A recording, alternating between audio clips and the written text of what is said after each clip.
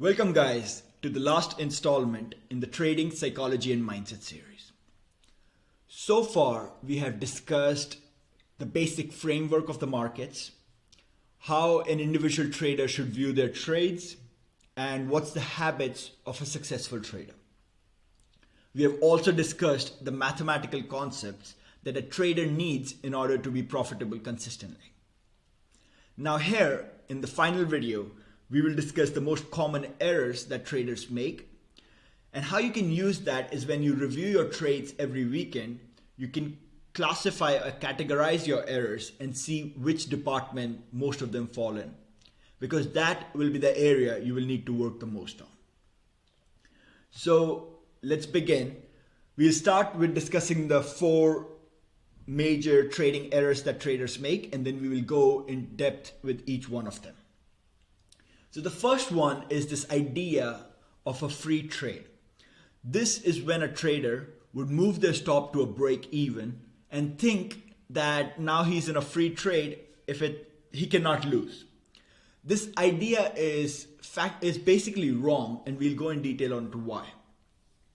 The second one is having a strategy that does not align with your personality. You can have the best, most profitable strategy that works all the time, but if it does not align with your personality, it won't work for you. And this is very crucial.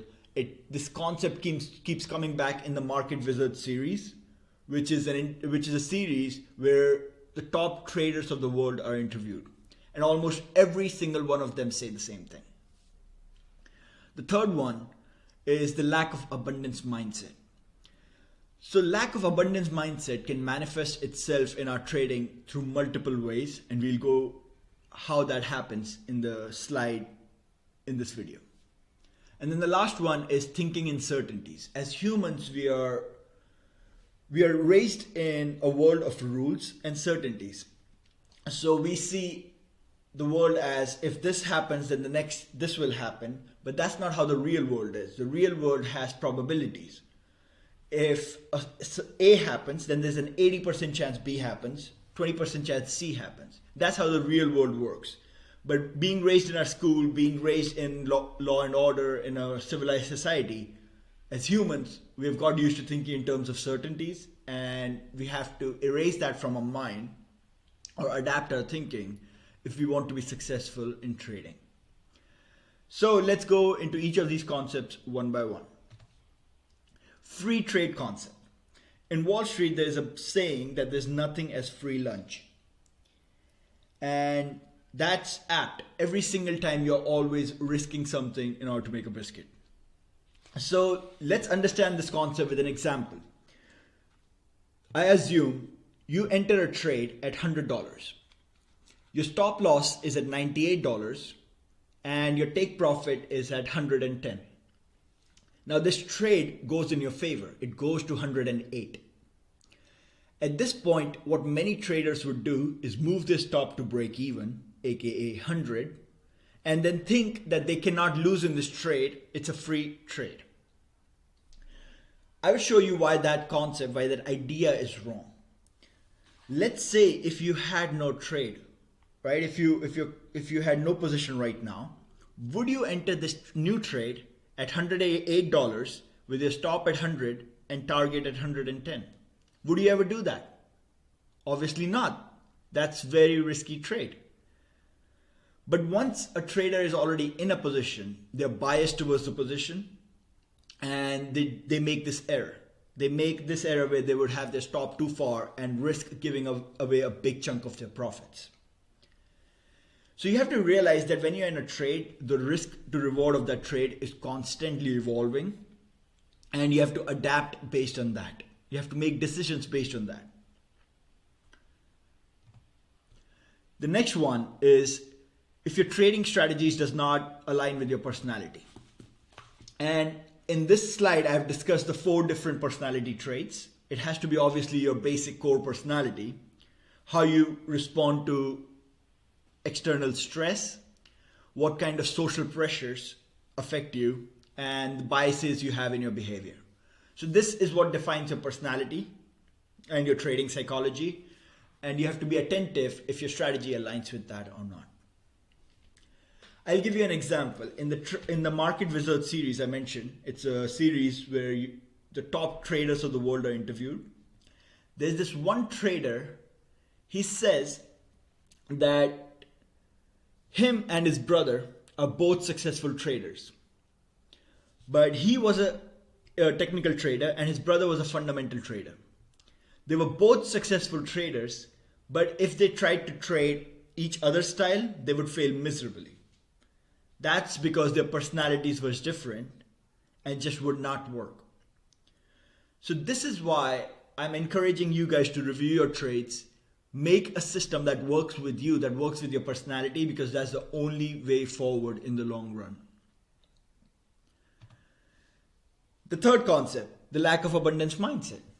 Now you guys might have heard that about the concepts of FOMO, revenge trading, greed, fear, all of these, right? All of you who have traded the markets have also experienced these. You will realize they're all indirectly connected to a lack of abundance mindset. If you FOMO, why are you FOMOing? It's because you think this is the only opportunity the market will give me. Market after this would not get an opportunity for a long time, and I will be left waiting while all my friends would have made money. You see how stupid that thinking is? Markets are infinite. They have been there since the dawn of time, and they will be there till humans are done, right? Humans go extinct. Markets give new opportunities every day, all the time. Just because others are taking one opportunity does not mean you will never get another opportunity again.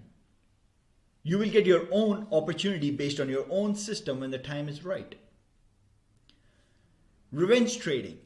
Again, it's a similar concept. You lost a trade and then you want to trade to make back that money right away. Rather than waiting for your setup, you want to make that money right away. That's because you're thinking that if you don't make back that money right away, you will never make it. Markets have run out of opportunities. This is the last time to make back my money. I will never get a chance to make it back again. You see how all of these come back to lack of abundance mindset?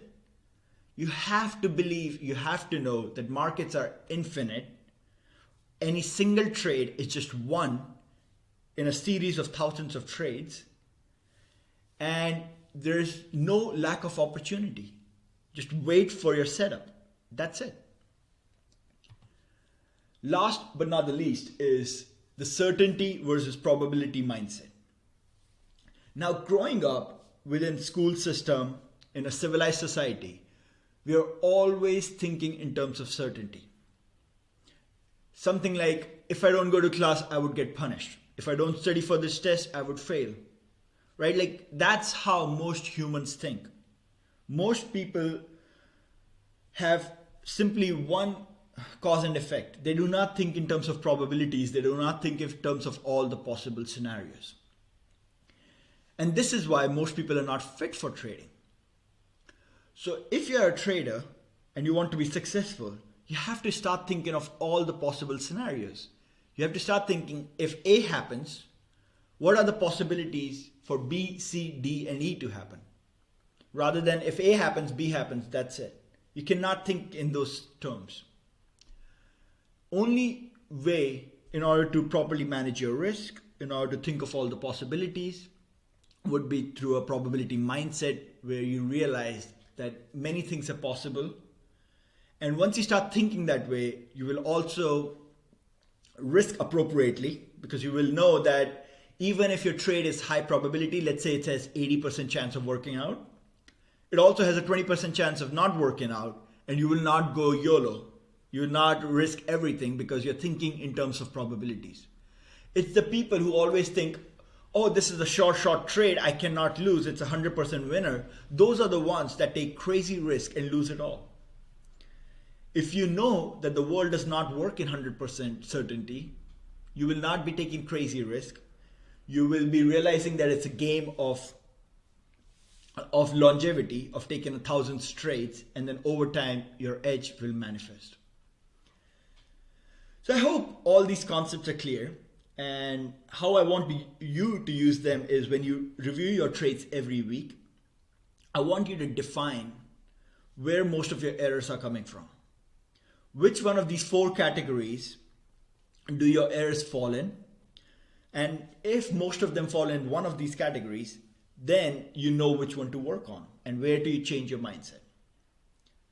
Capiche? That should be easy enough. That was the last video in this series. I really enjoyed doing it. We'll begin with the candlesticks and indicator tutorial series next. All right, guys. See you.